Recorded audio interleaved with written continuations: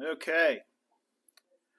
Our speaker today was born and raised in Northwest Pennsylvania. He earned a Bachelor's of Science from the University of Pittsburgh and a Master's of Science in Clinical Psychology from the University of Laverna. During his career, he has worked to build bridges past barriers in supporting people living with developmental disabilities. It is with great trepidation that I introduce Dave McElwee, author of My Afterlife, his fictional novel, which was published in 2023. Dave and his wife Deborah are residents of E-Town, in fact, live in West Donegal Township, which is how I met Dave. Dave claims to be a disillusionatist, and he'll have delusionatist, okay? And in training, and he's in search of a merit badge. So if anybody's got a merit badge for that, you can give Dave. That'd be great. Dave's here to tell his story. Dave. Thank you, John. And if you could stay near the mic. Stay near the mic. Okay. That means I'm going to have to put bricks on my shoes because I tend to walk a little bit. Hey. I can put a microphone on you. No, that's good. No, we can handle this. Let me get myself organized here. Where's that clicker? Well, thanks for lunch. I appreciate that. Second time I presented in front of Rotarians. The first time was in my hometown. I'm from Smethport, Pennsylvania. I'm going to tell you a little bit about that. I am going to put a mic on you. Okay, sorry, John. That's okay. See, it could be that attention deficit that I have. That's You all see. Have you been to Smethport? Well, we're going to talk a little bit about that today. Great town, right? 6 now. Okay. So, it's a small town, right? Okay, so welcome. Look, I wrote this book after my career, and I'm going to tell you a little bit about my life. I'm going to tell you a little bit about the book. I'm going to tell you a little bit about things I've done. And then I'm going to tell you, I'll try to speak really loud, and then I'm going to tell you some stories, those kinds of things. I have a PowerPoint presentation that will follow. I'm going to do a little bit of reading from my phone. And other than that, we're just going to have a good time for the next 27 minutes, okay? So welcome, everybody. Okay, thank you for having me here today. I appreciate it, the opportunity to talk about my life and writing of my first book. And I found this only in Pennsylvania on the web, and it says, take this road trip through Pennsylvania's most picturesque small towns for an unforgettable experience. And when you read that article, you'll notice that Elizabethtown, our hometown where we live today, is number 3 on that list, and Smethport is number 10 on that list. Now, I'm not going to take full responsibility for the rankings of those towns, but nonetheless, I thought that was kind of an interesting little thing. Number one, I know, on the new top 10 poll. Yeah, on this. What is number 1? Oh, yeah, I do, but because I'm nervous, I can't remember. Okay, so this is my little story. It's called Inside My Afterlife. This is kind of the behind-the-scenes story of the writing of the book. It's called A 20-Year-Old Tale, and this will make sense here in a little bit as we go along. John said that I'm a delusionatist in training. Okay, you may have never heard of the word delusionatist before, but I'm going to fully explain what that is. Okay, the fusion. Now, in Smethport, okay, in Smethport, in 2000, let me get my props, in 2003, it was the 150th anniversary of Smethport. It was his birthday in essence, right? So there was a thing called the Sesquicentennial. And what that was, it was a week-long party in which the town got together, having all these fun events that were occurring across the town for 7 days in celebration of the town's history. That was 2003. After that party, and this will all make sense in a little bit, this book was published of all the shenanigans that happened during that event, right? Now, my novel, My Afterlife, ends the evening when the Sesquicentennial ended, okay, in 2003. This will all come together in a minute, in 2003, okay? And this is where the fusion is. So I'm thinking, I write this book. I never wrote a book before, right? I didn't know what you're supposed to do. So I read some things, and you got to do a little bit of marketing and all this jazz. So what I figured in my little pea brain, why don't I tell people that I wrote the book as a 20-year anniversary to the Sesquicentennial, right, 20 years from that, and also to celebrate the town's 170th birthday. Not many people celebrate 170. I thought this would be a good time to do that kind of thing. Okay, so that was my little hype in my head as part of being a delusionist. Now, what a delusionist does is they take reality and they take fiction and they blend it together to come up with something new. So that's what this process is going to be about today. Okay, I'm going to read a little bit. This is like a chapter, not a chapter, it's just a little piece about the overview of what the book is about. This kind of thing, okay? It's actually in the phone. Sorry for my stumbles. You're all looking at me, making me nervous. Okay, my afterlife unwraps the story of small-town friends as though watching them through a rotating kaleidoscope. Together, they face emotional ups and downs, but none more profound than the blunt force trauma of watching another's kaleidoscope cease to rotate. So the implication there is that somebody passed away. It's one of these 5 friends to which I am not going to tell you about, okay, because that wouldn't be good for the story. So that's so far the premise of the book. And that got me thinking, because I'm writing this thing, right? It got me thinking, like, life is kind of temporary. We're not here for a very long time, right? So we better do the best we can while we're here. And then it made me thinking about the probabilities of being here. And I came across this. In a way, we're mathematical miracles. The probability of you existing at all comes out to 1 in 10, followed by 2,685,000,000 zeros. Benazar, this mathematician guy, concludes that the odds of you being alive are basically 0. Okay, so we all made it. We beat the odds, is what I'm saying to you. So we're here on the face of the planet, to which we now can call this my accidental life, because we're here. Okay? Chapter 2, Reflections. So, in this process that I find myself involved in writing this book, I read that you're supposed to tell people a little bit about yourself, your background, kind of your educational kinds of things, where you've been, your writing processes, and a little bit about the book. So I'm going to do that now, and it's called The Delusionist. What I aspire, I'm only in training, I aspire to be a delusionist, right? Now, we've all seen this cube. It changes and we don't know why.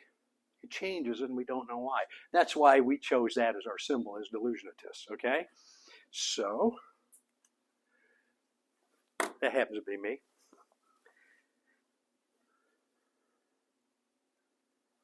You guys with me? We good so far? Okay, good.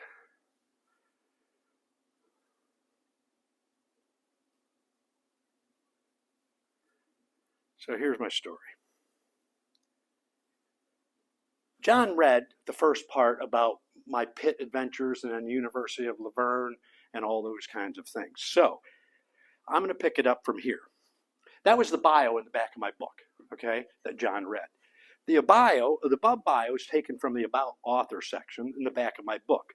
With apologies, I failed to mention my most important academic achievement, high school graduate from Smethport Area High. Failure to disclose this was a short-sighted attempt to create a mystery as to where's he from. Perhaps I should have chosen a different t-shirt to wear for the photo in the back of my book. I don't know, to really drive home the point. So now you know, I'm from Smethport, the home of the Hubbers. Those of us from there have been asked the question you may be thinking right now, what's a Hubber? So in the name of school spirit, we the local inform the curious. Smethport was designated the county seat as it's centrally located in McKean County, thus the hub. Hence, we are Hubbers. Now get this, our mascot is a wagon wheel, okay? Yes, you heard that right, a wagon wheel. I did a web search recently in hopes of identifying others sharing this nickname, only to discover lots of lions and tigers and bears, oh my, but no Hubbers, a noteworthy and unique point of interest, you must agree. Sorry, but in the name of full disclosure, I didn't search a number of towns with wagon wheels as their mascots. Much like unicorns and leprechauns, Hubbers can be difficult to spot. But when you do, tell them their origin story first, and they'll feel real good. I must confess, in writing my afterlife forced me to realize I aspire to be a certified delusionist, thus my current academic pursuit. Polly Pry, my inspiration, is credited with coining the term in an 1887 article published in the New York World newspaper describing delusionists as this: having the ability to create an alternative reality by mixing truth with misrepresentation in such a way the story sounds plausible. Polly called this effect delusionosis and warned the public, those with this ability have the choice to use it for fun or foul, so beware. Polly's fascination with delusionists began during the Wild West era after attending a county fair in her home state of Colorado. She recalls experiencing a loud clang in her brain upon hearing the grandiose promises of snake oil salesmen extolling the virtues and curative powers of their newest elixir. Their pontifications and proclamations are camouflaged with fancy words and phrases, flowing rogue, compelling unsuspecting fairgoers to believe that drinking their elixir cures whatever ails, so she decided to investigate. By this point in time, Polly was a renowned journalist and now awakened skeptic. So she set forth to debunk the curative powers of these elixirs as false advertisement, but more importantly, to inform the public that delusionists are everywhere, so be aware if in the presence of one with malintent. Polly concluded her research after a year traveling the county fairs across America, studying the claims of those peddling bold promises. I dipped there for a minute, camera. Okay. Bold promises. During her examination, Polly reviewed available morgue records, confirming the elixir did not cure old age, nor the myriad of other diseases purported to do so. But she found no complaint from those who were drinking the elixir. Despite this conflict, Polly continued to publish articles denouncing the influence of these delusionizing fabricationists, as she calls them. Her efforts led to the extinction of many in the early 1900s, where an outraged public learned that 70% of the elixir contained mystery ingredients other than alcohol, morphine, and cocaine. Polly was ambivalent as to the impact of her landmark publication, which ultimately contributed to the creation of the 1906 Pure Food and Drugs Act. After all, no product should contain 70% of unknown substances. Ultimately, she was disappointed in that the public missed her primary message, stating later in life, delusionists are a tricky bunch. Delusionists are a tricky bunch, capable of popping up across all walks of life. Please be wary. When queried as to what one should do if sensing the onset of delusionosis, Polly Pry stated pragmatically, snap your fingers first. If sniffing trickery and suspicion may have led you to consult, if sniffing trickery or suspicion may have led you to consult Webster's dictionary, or more likely, type letters into a machine, only to discover that delusionists, delusionosis, delusionizing, and fabricationists are not found upon a page or display. These unwords were chosen as they seemed legitimate in the context of certain truths about Polly Pry's real life. Maybe I went a little far with the delusionist concept in describing my writing process, and simply could have said, my afterlife is a work of fiction, set in a small town, and the familiarity of Smethport allowed me to see the story as I know where the sidewalks heave. The characters presented are fictional, and any similarities to people past, present, or future are easiest explained as coincidental.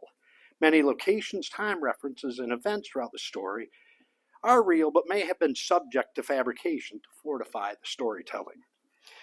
Then I do this piece. It's on my website, in which if people are interested, they can pose a question about a curious observation within the book, pose a question about things that went on in terms of this delusionizing kind of effect, confirm a fact, or identify a fabrication. Okay, so people from where I'm from, they say, oh, I remember this and I remember that, even though it was fiction, that kind of stuff. And here's just a brief example. This piece of glass when I was about 10 years old, my father had me go underneath the crawl space to the house. We were doing something, the house which I still own in Smethport. And I found that piece of glass in the meantime, right? So I hauled it out, and I've kept it all these years. Well, this piece of glass ends up as a very critical element in the fiction My Afterlife. So that's one of those examples of a fact that was fabricated. So, about me, my accidental career. So as I said, I went to Pitt, and then you have to get a job after you go to school. This is what I learned at that point, right? So here's what happened. After completing my undergraduate degree in 1985, I followed traditional expectations and got a job. In my case, it was working as the overnight staff in a facility for 8 individuals experiencing developmental disabilities. I did more cleaning in the first year on the job than direct support, but was intrigued. After a year, I left the job. When my brother asked, I joined him in Alaska to go on a 10-day canoe trip. No convincing was required, so as I'm fond of saying, I went on a 10-day canoe trip that lasted nearly 11 years. That's a fact, not a fabrication. Okay, and it is during the canoe trip years that I fell in with a group of professionals committed to improve the lives of people with developmental disabilities. I was intimidated by the group's impressive credentials, thus mostly listened, but in time began to understand the complexities of the field, and I liked it. I enjoyed research, developing training programs, and espousing clinical sensibility. But most importantly, never lost a connection with those supported, because that's where the best learning occurs. This experience opened a door to which I was compelled to step through. Thus, in 1996, a few years later, sorry, just a paragraph, edit, cut. Okay, a few years later, I was honored when asked to present and conduct a series of workshops with Dr. Todd Risley. Applied behavior analysis, Todd was one of the formative men at that period of time who helped develop this field called applied behavior analysis. He was a mentor to me for like 20 years or something like this, so I give him big props. So a few years later, I was honored to present and conduct a series of workshops with Dr. Todd Risley, during which we address institutionalization, deinstitutionalization, wraparound services, training, and the development of competent community-based services for folks with intellectual developmental disabilities. This experience opened a door to which I was compelled to step through. Thus, in 1996, I relocated to the East Coast, joining an organization in which the mission was to set up these programs for men and women who were then in large impersonal institutions. So over the years of working and doing that, we had hundreds of people that we had set up programs in the community for regarding that kind of stuff. We had a very good time. Well, and as they say, all things come to an end, whereupon I left the field in 2020, satisfied. During my career, I've been fortunate to have had excellent mentors and exceptional colleagues. I would be remiss, however, if failing to mention the most important lesson is from those living with developmental disabilities in saying, treat me like a real person. Salute. So now I'm here, right? In 2020, I retire, so I have some time available. I have support from family and friends, and with plenty of Post-it notes, I write my afterlife. Now, the reading. Apparently, when you do these things, you're supposed to read a little bit to people, so I will do that. Hopefully, the lunch doesn't make you nap, okay? We're going to pick the story up. It's chapter 3, and it's called Janitor and Junk Man, okay? And here's what happens up to the point where I'm going to start to read. Skeeter McGee is the lead character. He's a young, precocious guy that he's 5 or 6 years old, but he's on that track to be one of those Mensa, very smart kind of kids, right? Well, his mother passes away when he's 5. It's pretty traumatic, and it's written up, and people have liked that part of the book because it's kind of sad, right? To see a mother pass, and what does a mother say to a child at that age? So there's some pretty interesting things there. Mary was her name, and Ben, her husband, and Skeeter. Well, they always wanted to get him his own bicycle, his little 2-wheel bicycle, right? Well, unfortunately, because of Mary's death, he was not able to do that. Shortly thereafter, he decides, okay, I'm ready for the bike because my mother would like me to have this bike so I can go and study and explore and do all these kinds of cool things. So we'll pick it up with Ben, the father, and Skeeter going to the junk man's to look at these bikes. A little short passage. The junk man's home and business is up Irons Hollow, a couple miles west of town on Route 59. A little bit of everything and a lot of other stuff too. The junk dealer is fond of saying of his collection. Barden Oates, or more commonly referred to as a junk man, appears to have an aversion to scissors, razors, and shears given the hidden condition of his face. Hair from his head, sideburns, brow, beard, neck, and most likely his back commingle, leaving visible his nose, eyes, and mouth opening when he talks. He's a hairy guy, is all Ben says, chuckling when describing the junk man's appearance to his son. Skeeter asks, "What's funny?" "Oh, something a teacher said when teasing the hairy junk man." Ben replies, "What is it?" The boy presses for further explanation. "Well, he said he's not sure if the junk man is an ornery human being or a domesticated black bear, claiming he's never seen a shirt collar around his hairy neck." Ben laughs, and Skeeter anticipates. The ornery rumor is dispelled when the jovial junk man greets Ben with a friendly handshake and Skeeter with a pat on the back. The men converse momentarily, then the junk man says, "Let's go look at those bikes." At this point, Skeeter can also confirm his flannel shirt has a collar, and yes, you can only see his nose, eyes, and mouth opening when he speaks. Rounding the corner of the barn, Skeeter sees 3 rows of bicycles. He skips ahead, leaving his father to talk with the junk man. Skeeter examines each of the 2-wheeled wonders. After a considerable amount of time, the boy states, "I'll have this one," pointing to a pink buzz bike with purple decals and yellow basket attached to the handlebar. The men look at each other, and Ben asks, "Why this bike?" Addressing his father like a professor to a naive student asking an elementary question, Skeeter delivers a clear dissertation as to his well-thought-out selection. The junk man's interest peaks as the young boy prattles on about the area between the handlebars and the fender, the space between his knees, replacing the basket, and putting a pencil box on the short back fender. Then Skeeter says with the confidence of an engineer, "I bet we fabricate this into a real bicycle book bag." When the 6-year-old boy said fabricate, the junk man was hooked. Unsure how to get involved in the fabrication process, the junk man begins to check the bike over to make sure it's safe. He points out the dry rotted tires, reporting he has good ones in another shed that he'll put on. Then he says flatly, "I'm pretty good at fixing stuff and was listening to when Skeeter said fabricate into a real bicycle book bag. Maybe I can help. If not, I just want to make sure your son's bike is safe."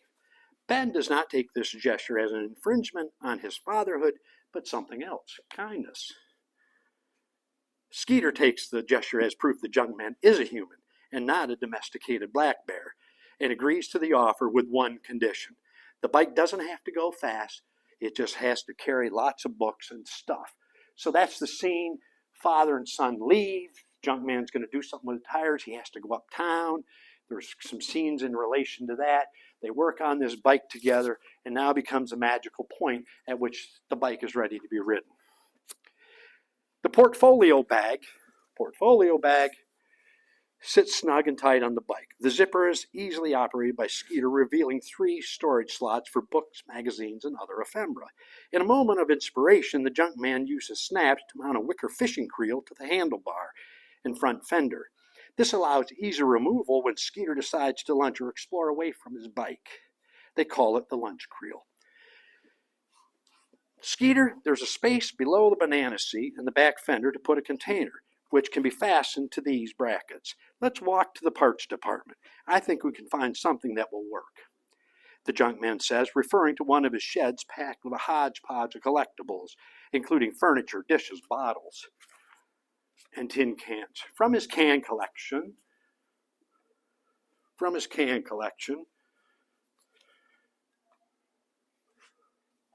I'll say it again. From his can collection, Junkman hands Skeeter a tin cookie container with a hinged lid. The tin fits perfectly beneath the seat. Skeeter lowers the lid and places his plastic pencil box and spiral-bound memo notebook within. The pair examine the bicycle book bag and agree it's ready to ride, but still a work in progress. Ben watches. He's the father. Ben watches as Skeeter, or as the junk man, lifts the bicycle book bag from the truck and sets it on the avenue. Excitedly, Skeeter jumps on the bike, fortunate that the training wheels keep him from tipping over. Slowly, he rotates the pedals, and the bike moves forward. Within minutes, Skeeter requests the removal of the training wheels. After several false starts, he shakily rides down the avenue, but suddenly topples. When his father and the junk man approach, the smiling, skin-kneed boy says, "Look, the cookie tin, the lunch creel, and the book bag all stayed shut. Now that's fabrication." So that is just a little passage from the book. All right, so you're asking yourself, where did all this nonsense come from? Okay, I call it the reveal. Like, this is where I'm trying to get this merit badge, you see, because I want to be a real delusionist, okay? So this is my attempt to get one of these things. This is the reveal. So remember I told you about Smethport Sesquicentennial in 2003, right? Well, my daughter was 9 at the time. So we were there, and I wanted to kind of participate in this activity. So I like music, right? I like a lot of different kinds of music. So what I did is I put this CD together in commemoration of the Sesquicentennial, made about 300, 320 of them. So during that week, she and I would walk around and hand them out to random people. Okay? Now, it's called Ode to Smethport. Now remember I told you this book came out shortly after the Sesquicentennial, right? There's a character that comes in, now this is 2023, 2003, I hope I have it straight. Okay, there's a character that is from Chicago that enters the My Afterlife story and is covering the Sesquicentennial. Her mission, she's a new journalist type, right? So her mission was to, the C-Sun from Chicago, this big news magnet kind of thing, in one of their leisure rec magazines, they were featuring the top 10 small town celebrations of the year. So this reporter person got assigned to go to Smethport to do these things, okay? Now during the process of her being there, things happen. And they're kind of remarkable events in where she's saying, wait a minute, anybody know what delusions are? They're falsely held beliefs that people have over time, especially with the onset of mental illness and those kinds of things. All respect, but I'm just kind of telling you the truth. Her situation was much like that because she's going through this conversion, right? We're not sure what it is. So at some point during the Sesquicentennial, the following happens.